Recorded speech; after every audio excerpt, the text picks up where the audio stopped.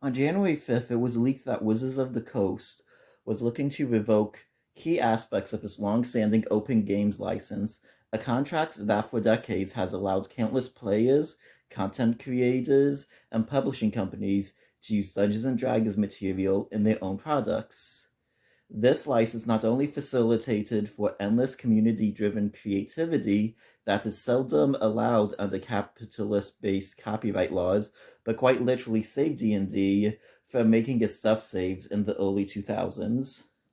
Now, years later, over the course of a couple of weeks, the potential removal of the very mechanism that once saved D&D could very well cause the sudden decline of the long-standing premier tabletop role-playing game, and that may not be a bad thing. Countless pieces have already been published examining the current situation at Wizards of the Coast, or WotC as abbreviated by the community. However, many still portray D&D as this sort of niche, nerdy product without adequately acknowledging the greater cultural impact of D&D had on not only the TRPG genre of gaming, but on gaming and culture in general. This, I find, is a pretty vital component of understanding how much of an impact recent events could have on the larger industry and our very culture, both inside and outside of gaming. So let's get into it.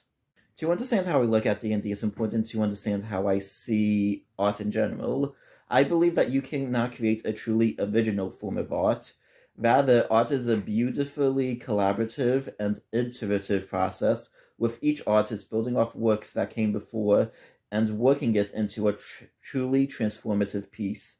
Every so often, a piece of art is created that uses what came before in such transformative ways that it ends up defining an entire medium or creating a truly transcendent piece.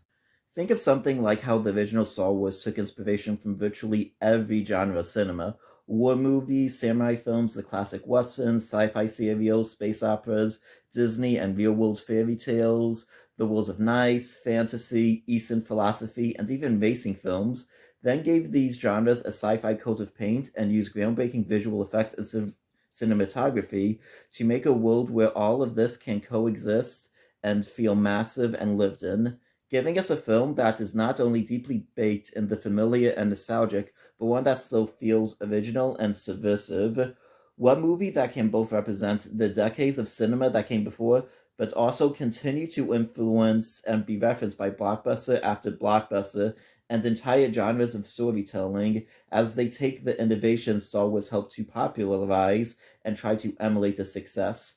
The Hobbit and Lord of the Rings novels work much the same way as a transcendent piece of modern fantasy, taking the myths, fairy tales, and folklore from Europe, condensing it into one coherent world, and ending up defining the entire fantasy genre. Dungeons and Dragons is one such work influenced in large part by Tolkien fantasy, that, like Star Wars did for film and The Lord of the Rings did for fantasy, D&D would do for gaming as a whole. Released nearly 50 years ago, straight from the 1974 basement of Gary Gygax and Dave Arneson, the original edition of D&D was meant to be a companion to the war games like Chainmail that inspired it, but offered its own alternative rule set. D&D continued the legacy of its direct predecessor, Blackmoor, which was created by Dave Arneson, by allowing you to take the hero units that have become popular in Tolkien-esque war games to create an adventuring party that stayed consistent and grew stronger from game to game, with each party member under the control of a different player taking on the role of each character to achieve their goals. A mechanic introduced in the early fantasy supplements for Chainmail allowed units to promote into these hero units similar to a pawn in chess. This became the basis for the leveling system in Blackmoor, which became the core aspect of D&D. Other aspects D&D took were the hit point system from Blackmoor, the different player roles Arneson previously used in Blackmoor in his own wargame Bronstein, and the referee used in wargames to adjudicate actions outside of the rule set, which became the Dungeon Master, who controlled the story, characters, settings, and determined the difficulty of any action the players wished to take. Players randomly determined their six stats: strength, dexterity, constitution, intelligence, wisdom, and charisma. These stats added or subtracted from dice rolls used to represent damage and difficulty by using the now classic 20-sided dice as well as other weird dice shapes. To build and personalize their unique characters, players chose from classes like the wizard, cleric, the fighting man, which later became the fighter, and fantasy races like the human, elf, dwarf, and hobbit, which was later changed to the halfling, within Gary Gygax's own Greyhawk setting. Later additions to the original rules would introduce the half-elf, half-orc, thief, paladin, assassin, monk, druid, ranger, illusionist, and bard as further play options to the original set of D&D. As a focal point for fantasy and gaming, D&D packed ideas together from fantasy, wargaming, and the newly emerging role-playing genre to the attention of the wargaming community and later the gaming community as a whole. Coming out in the early days of home computers, some of the earliest computer games sought to emulate the ruleset and ideas of D&D, bringing RPGs and dungeon crawlers to video games. Though not the first, Wizardry, Ultimate, and Rogue were among the most influential of these early games. Rogue would inspire the aptly named roguelite, and mystery dungeon gaming genres. Wizardry and Ultimate would inspire the Elder Scrolls and Fallout series in the West, alongside Dragon Quest and the fucking Legends of Zelda in the East. Oh yeah, Dragon Quest also went on to inspire Final Fantasy, and the little series called Pokemon, cementing the key players in the JRPG genre.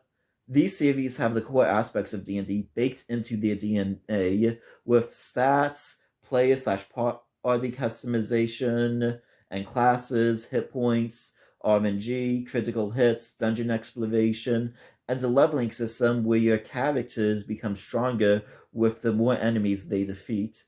These aspects prove so popular it's nearly impossible to name a big modern game that doesn't make use of any leveling and RPG mechanics. Not just content with influencing video games, other game genres like the trading card games were directly influenced by the world of D&D, creating Magic the Gathering and Yu-Gi-Oh! TRPGs like D&D have also become one of the most creatively varied genres itself.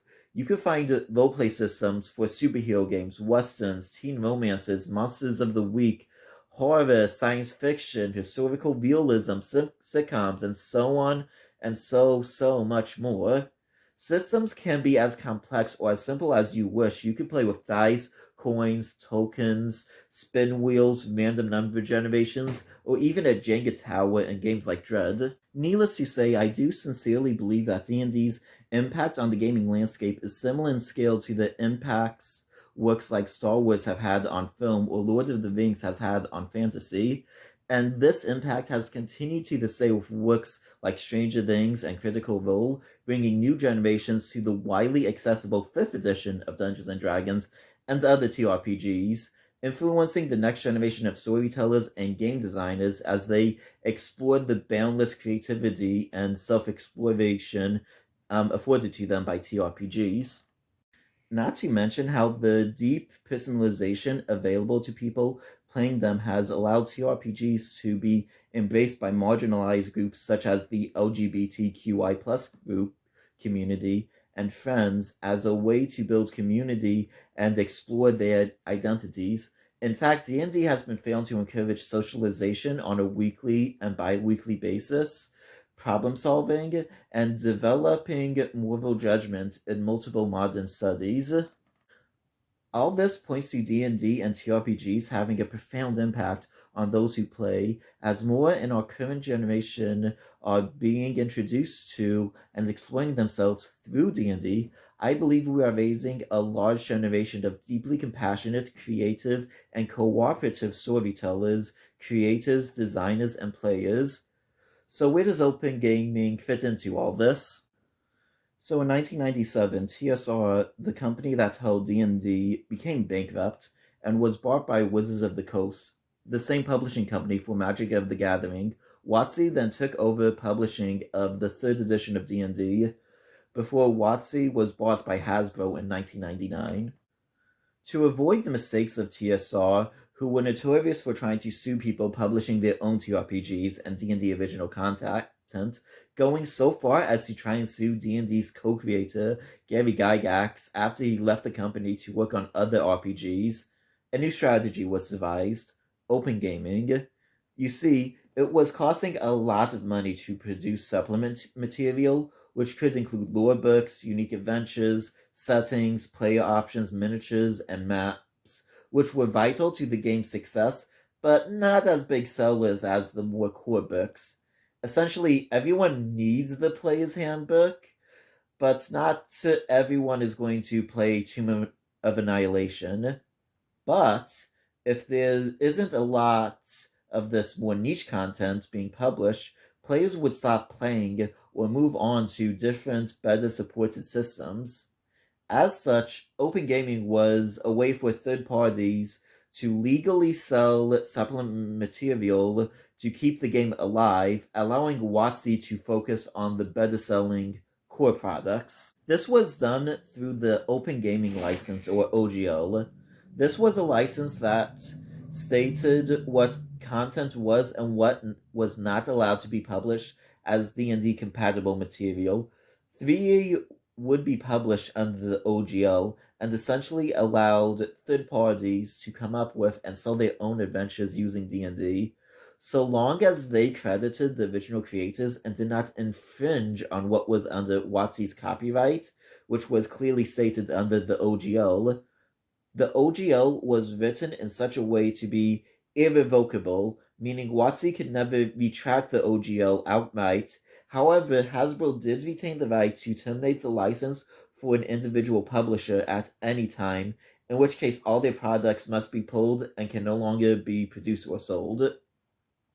To my knowledge, this move was never pulled, but it's still concerning and shows how even at this time, it was not a generous move by WotC, but a strategic one to use and control the market while allowing them to pull the plug on anyone getting too big. Now, I'll be remiss not to mention that the original employees who sold the idea of the OGL to Hasbro did so with the intent that no one company could stop content for the game that they loved from being published, as D&D was becoming the property of bigger and bigger companies who may shut down the game if it ever failed to turn a notable profit.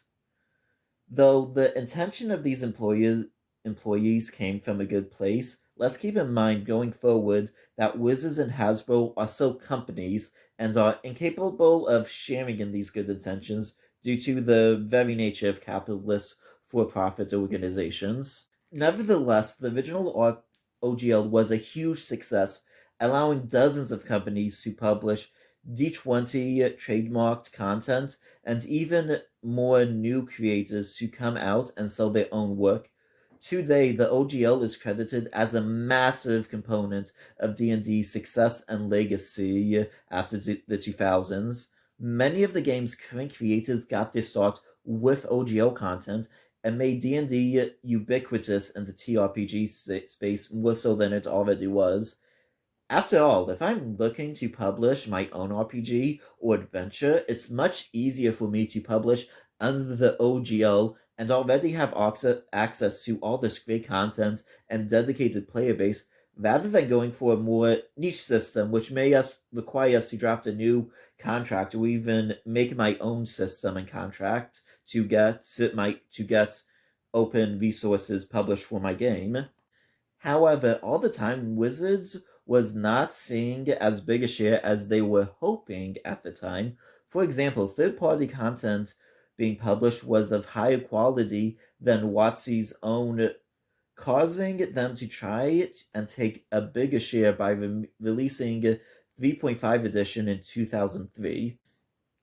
Basically, WotC, when publishing 3.5, promised that the old 3.0 content would be compatible with 3.5, but released much of their products in higher quality to make some of the old OGL published content for 3.0 obsolete. Again, there's no such thing as a benevolent company. Hasbro is here to make money and will screw someone over to make it if they think they could get away with it. Still, even though 3.5 was not released with a new OGL, it was published under the old one, meaning the same rules that apply to 3.0 also apply to 3.5. Though still not satisfied, the 4th edition of D&D was released in 2005 without the OGL entirely. To satisfy third parties, WotC tried to release a more draconian version of the OGL for 4E called the GSL.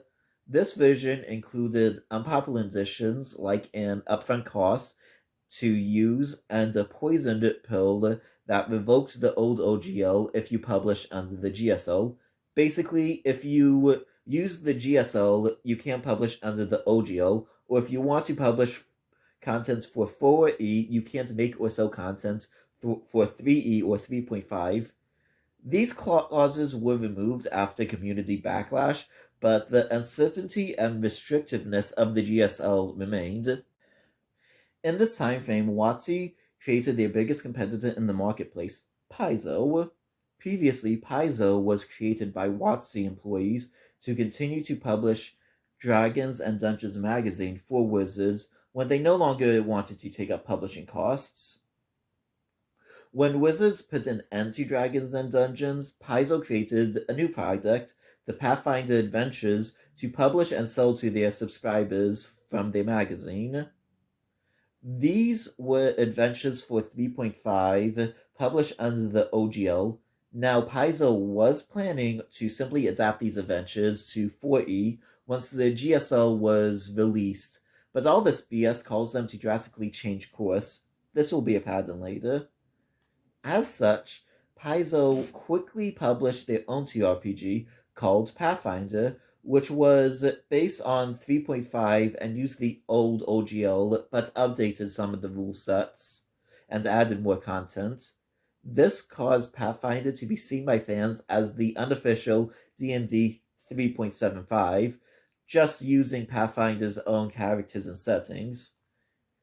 Keep in mind, despite the 4th edition of D&D not using it, because the OGL was irrevocable, you can still publish under the OGL for 3rd and 3.5 edition. Due to many gameplay changes for 4E, likely changes made to have a greater reliance on miniatures, maps, and products sold by WotC, many players jumped ship from the unpopular 4E to Pathfinder for a short time, making Pathfinder bigger than D&D. Paizo also welcomed collaboration since they were using the OGL to publish content for Pathfinder. They can still be released by third parties by also using WotC's old OGL. In 2011, Wizard tried to relaunch 4E, but eventually canned it in 2012 due to unpopularity. Following the disaster of 4th edition, Wizards would go on to release the most popular D&D yet, with 5th edition. This edition saw a much streamlined rule set, making it the best system yet for new players to jump in, learn the game, and create content for the D20 system. And finally, in January of 2015, the current edition was finally released under the OGL, with the SRD used to outline the rules that fall under the OGL for this newest edition. The OGL found new life in the internet culture of the modern times. Podcasts and materials were released online for D&D 5th edition, like the massively popular Critical Role, getting countless new players into the game and giving us a truly endless supply of content and creative tools to try out.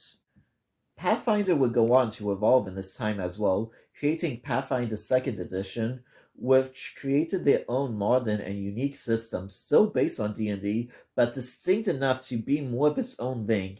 In fact, Paizo argues that the OGL is not needed for Pathfinder 2E since it was designed to survive without it, but they still chose to publish that edition under the OGL and SRD in order to allow other creators to create material for 2E without them needing to draft their own legal document. If the OGL already worked, why would they need to fix it? So, where did this all go wrong? Prior to all this current drama, Hasbro was already not doing well to stabilize after a 40% dip. WotC, under the leadership of a new corporate master, Cynthia Williams, previously failed miserably to try and sell their Magic the Gathering community on a 30th anniversary edition set of the game, which was being sold for $1,000. This set, by the way, contains 60 reprints of the original Alpha and Beta sets, which were distributed in packs at random. Oh, and did I say reprints? Because I meant proxies. That's right. These cards were not even tournament legal and are basically fake cards because of complicated bullshit surrounding the reserve list, which I cannot get into right now. These cards, by the way, they don't even look good with the modern card frames. I'm not even a big Magic guy. I'm just like, come on. Yeah, so for some reason, Magic's community were not happy about being asked to pay $1,000 for 60 random, fake, and ugly cards. With Magic 30 a failure so remarkable it made its way to mainstream news outlets, Hasbro is desperate for your money, and WotC's greedy eyes were turning to D&D as they viewed that they have reached the monetization potential of Magic, but D&D was so pretty undermonetized from their perspective. On January 5th, an employee at WotC leaked a draft for a new edition of the OGO, called at the time OGO 1.1, at the time, and it later changed to OGO 2.0, but both were essentially the same thing. This resolution would have made the following changes. First off, the new OGO would replace the old one completely, meaning the irrevocable original OGO was being revoked and replaced with this version. Wizards would take a 25% cut of any OGO company earnings over $750,000. Now, that might not seem like a lot if I, for example, was making that amount, but keep in mind, that's not really a lot for a company with like 10 or so employees, even. And a lot of these publishers are running very tight enough margins as it is. Keep in mind, we're talking about revenue here and not profits. WotC can make changes to the OGL at any time for any reason, given a 30-day notice. So remember the 750,000 number? Yeah, they're basically free to lower that number whenever they want if they are feeling particularly greedy this month. WotC would own the rights to any content under the new OGL, meaning they could publish your content for themselves without paying or even fucking crediting you. Wizards would take a cut from crowdfunding projects as well, with a lower cut for Kickstarter due to a deal between Hasbro and the site. Oh yeah, once you sign, you're pretty much locked into the new terms, and Hasbro can still drop you at any time for any reason. And this was going to be announced and in effect over the course of basically a day. If the leaks didn't come out, the publishers would have heard about the changes and had to decide how they wanted to move forward with their entire employees' livelihoods over the 24-hour period, deciding whether or not to sign on to this or do something drastic. Though we don't know for sure, my guess is a new OGO was already in the works for the new edition of D&D called 1D&D, which was going to be released for D&D's 50th anniversary next year, but Hasbro's dire financial needs and Magic's seeming to reach its monetization threshold caused Wizards to accelerate their time frame.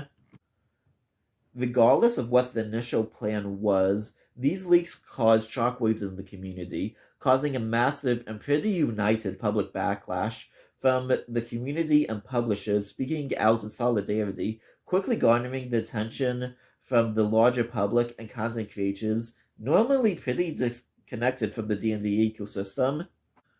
When further leaks show that Wizards was trying to ignore the community and wait out the backlash, they mentioned that Wizards was looking at D&D Beyond subscriptions as an immediate metric to see if the backlash was going to have a notable financial impact. Almost immediately, players started canceling their D&D Beyond subscriptions en masse, causing so much traffic that the page to cancel subscriptions on their website crashed. Wizards then updated the site to hide the cancel subscription button. Now, legally, they couldn't stop you from unsubscribing, but were trying to slow the bleeding by making the process more difficult. Still a very legally shaky move, in my opinion, and I hope to get a little more legal perspective on this. This caused D&D to first delay the announcement of the new GL before finally forcing them to make a public statement to try and walk back some of the biggest offenses in the new OGL. Now we could get into more detail about this statement, but truth be told, it's just a lot of bullshit trying to absolute gaslight their fan base and probably deserves its own separate in-depth analysis once we know what more about Wizards is finally fucking doing. And just to update that, because a lot has happened since I wrote this script, Wizards is still up to like a lot of bullshit. Like just like in like the few days it's taken me to record this, it was leaked that they were trying to bar homebrew content from the D&D Beyond behind a $30 a month paywall, and that now they released a document for OGL 1.2 for community feedback, which is still pretty horrible. Um, I kind of wanted this to be as comprehensive as I could make it, but unfortunately, I just don't have time to include all this. So just like expect an update and follow up. If if I can find the motivation to do to once we get into like once news starts slowing down essentially. But the damage was already done, perhaps irrevocably so. Before Wizards finally made this statement, publishers like Cobalt Press announced that they would be stopping production of OGO content. In the case of Cobalt Press, they announced a new system that they were already working on called Black Flag, and how this news greatly accelerated their release window. Players like leaving D&D have begun looking into alternate systems like Pathfinder. Paizo, the publishers of Pathfinder, as it turns out, made perhaps one of the biggest announcements in TRPG spaces since the release of 5e. On January 12th, so a week after the original leak, no longer able to wait for a statement by Wizards of the Coast after they canceled their initial one and said they didn't have a statement, Paizo announced the following. First, they were working with the original designers and lawyers of the OGL and believe that legally the OGL cannot be revoked.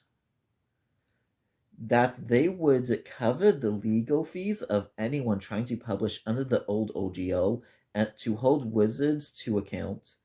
And given the uncertainty around the OGL, Paizo would be working with other publishers like Kobold on a new open RPG creative license cutely named the Orc license, which would be legally drafted to be completely irrevocable.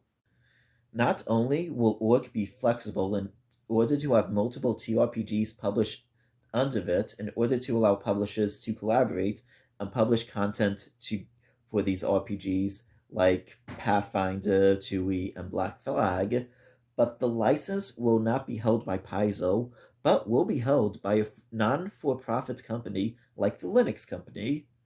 This way, even if Paizo's leadership changes and goes down the direction of WotC, they still will have no control over the license, nor would any company with a profit incentive. They even have an open invitation for publishers and content creators to join and be a part of work, and are working with the original OGO lawyers to draft it.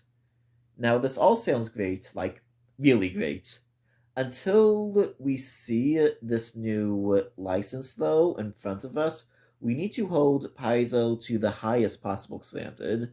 After all, despite Paizo having a much better community relation than WotC has, it's still a for profit company, and as such, supporting open gaming so long as it's profitable to them.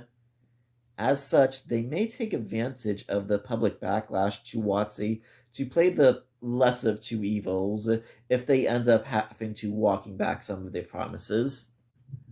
In order to ensure that Paizo remains honest in its process, it's important that Paizo remains beholden to the employees and their community who made the amazing game possible and have a vested interest in open gaming. As such, I encourage those interested in the ongoing make and file of Paizo to follow United Paizo Workers, the Union of Paizo, and as they work on a new contract for Paizo employees. And if Paizo keeps to their word, what could change the tabletop industry and perhaps the gaming industry as a whole, irrevocably so. No longer will open gaming be a concept limited to D&D, but a shared and collaborative vision everyone in the community can work towards, with new and exciting systems being published by the industry, these best publishers, and the players ready to graduate from 5e and experience all that tabletop gaming has to offer. So, what have we learned? Well, for one, fuck Wizards of the Coast. We're broadly for-profit capitalist companies, don't care about you or think of you as part of their community. They are always going to see you as a customer to be exploited and will only work to make you happy as long as it makes them money.